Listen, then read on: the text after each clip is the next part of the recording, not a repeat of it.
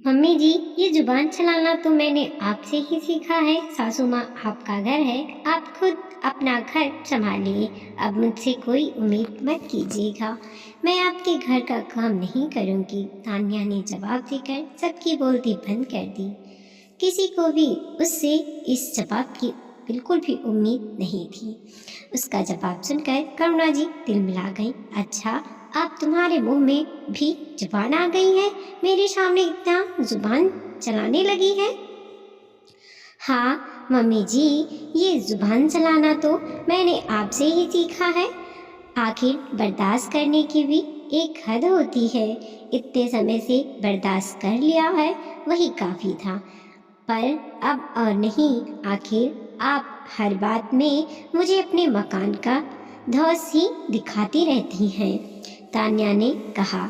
हाँ तो मकान मेरा है तो कोई ज़रूरत नहीं है फिर तुझे इस घर में रहने की। कर ले अपना बंदोबस्त कहीं और। किसने मना किया है? एक तो मेरे घर में रहती है, ऊपर से मुझे ही सुना रही है। करुणा जी अपने ही दम्भ में बोलती चली गई। अरे भगवान, थोड़ा सोच कर तो बोलो कि क्या बोल रही हो तुम। ये घर की बहू भी तो है, आखिर वो भी तो शादी होकर इसी घर में आई है। आखिर इस मकान पर भी उसका तो हक हुआ ना।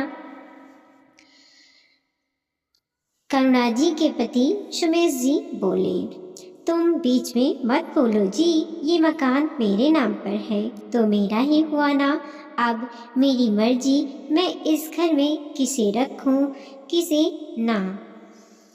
चुपचाप कह दो अपनी बहू से अपना बंदोबस्त कहीं और कर ले, नहीं तो मेरे अनुसार ही रहे। करुणा जी बोली। ठीक है, जब शाम को समय आ जाएगा तब मैं उसे अपना बंदोबस्त करने के लिए कह दूंगा, पर अभी तो शांति बनाए रखो। सुमेश जी की बात सुनकर करुणा जी तुरकते हुए बोली। मेरा बेटा क्यों जाएगा इस घर से? जाएगी तो यहाँ से जाएगी। अरे पति से अलग होकर कहाँ जाएगी? समस्या तुमको है, तुम्हारे बेटे को थोड़ी ना है। तो उसके घर में आग क्यों लगा रही हो? बेटा मेरा है, मकान मेरा है। आई तो तुम्हारी बहू बाहर से है। जब इतना ही दम मार रही है ना कि मैं तुम्हारे घर का काम नहीं करूंगी, तो निकल जाए यहाँ से और जाए वापस अपनी माँ के बाप के घर। हमें भी इसकी जरूरत नहीं है। मेरा बेटा तो मेरे साथ ही रहेगा। करुणा जी फुफकारते हुए बोली। करुणा, कैसी बातें कर रही हो तुम? मैंने ये मकान तुम्हारा नाम पर लिया था क्योंकि मुझे लगा था कि तुम्हें कहीं ऐसा ना लगे कि तुम्हारा कोई मकान नहीं है, पर तुम इतनी बदल जाओगी इसकी मुझे उम्मीद नहीं थी। अब तो तुम हर बात पर अपने मकान की धौंस दिखाती हो। कहकर सुमेश जी बिगड़ते हुए अपने कमरे में चले गए और तान्या अपने कमरे में। पर करुणा जी वहीं सोफे पर तिलमिलाते हुए बैठ गईं। उन्हें कुछ नहीं सूझा तो उन्होंने अपने बेटे समर को फोन लगा दिया और जल्द से जल्द घर आने को कहा। आखिर वो बहू को उसके पति से अच्छी खासी डांट जो पड़वाना चाहती थी। तान्या और समीर की शादी को भी ज्यादा वक्त नहीं हुआ था, महज 5 महीने ही हुए थे।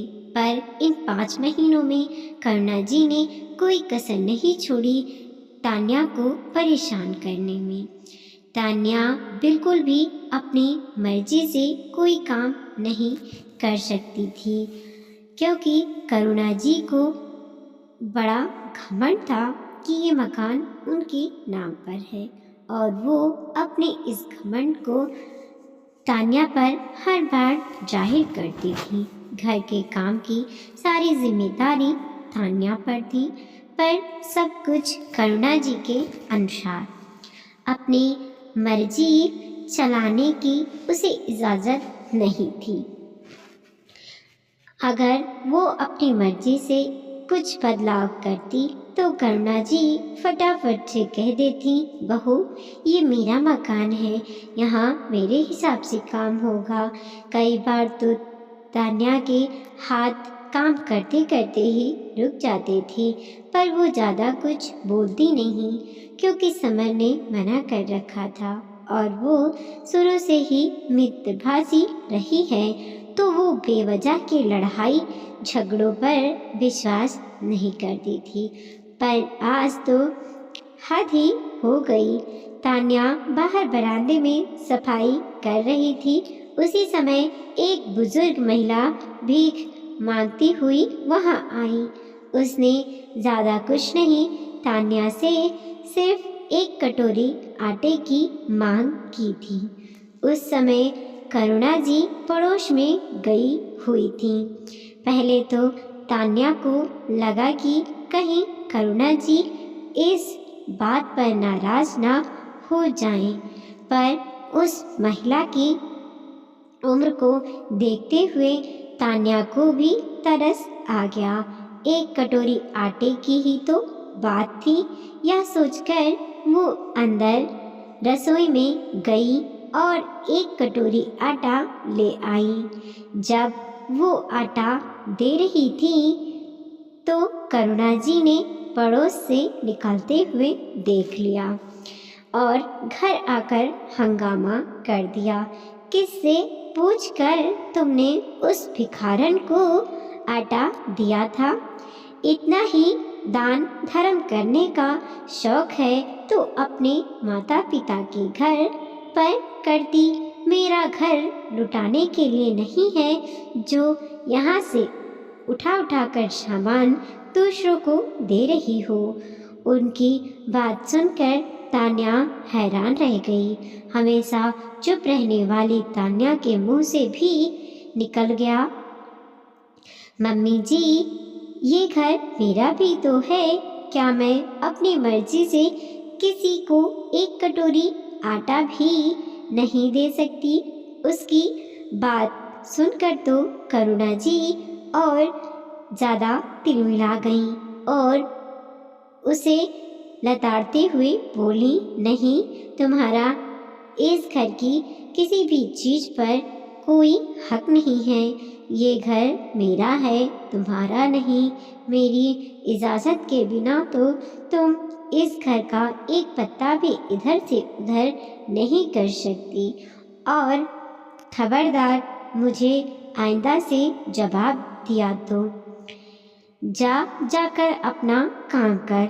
बस इसी बात पर तान्या ने उसे जवाब दिया था कि अब वो उनके घर का काम नहीं करेगी और उसके बाद इतनी बहस हो गई। खैर थोड़ी देर बाद समर घर आ चुका था। उसे अचानक घर पर देखकर तान्या और सुमेश जी दोनों हैरान रह गए। खैर समय के सामने करुणा जी ने हर बात को बढ़ा चढ़ा कर कहा और साथ ही ये भी कहा कि वो अब तान्या का कहीं और बंदोबस्त कर दे।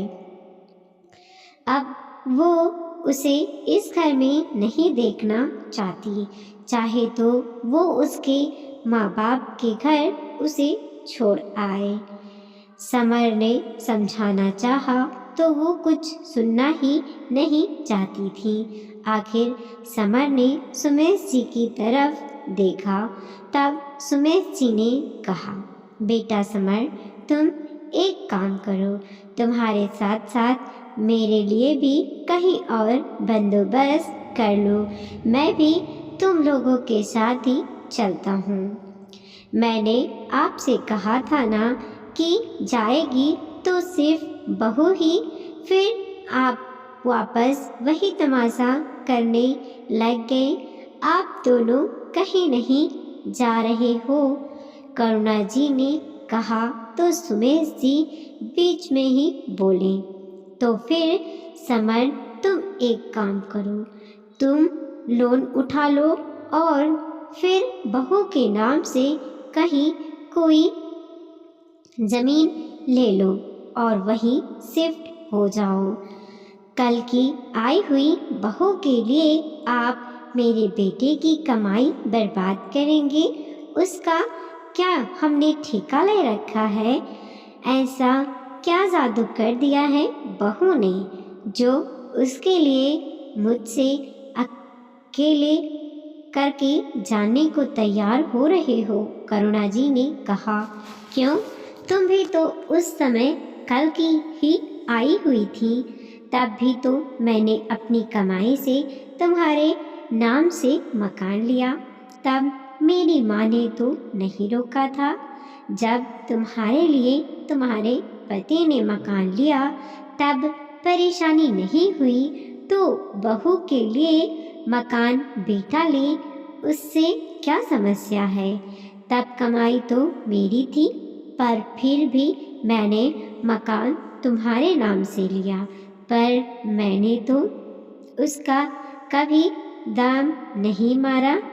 जो तुम मेरा मकान करके दम मारती रहती हो। अब तुम अकेली रहो इस मकान में, तुम्हें इंसानों की ज़रूरत नहीं है, सिर्फ मकान की ज़रूरत है। मकान का दम मारती हो, बैठी रहो, हम लोग अपना बंदोबस्त कहीं और कर लेंगे, जहाँ कम से कम एक कटोरी आटा के लिए इतना तो हंगामा नहीं होगा।